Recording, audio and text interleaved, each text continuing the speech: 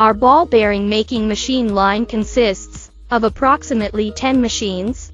It can be assembled at the same time, with multi-process, multi-species parts. The manpower only needs to replenish the parts, and the ball bearing assembly machine automatically completes the assembly of each process in turn. The machine is automatically loaded and equipped with image vision and precision inspection units. The machine is highly automated and controlled by a programmable controller.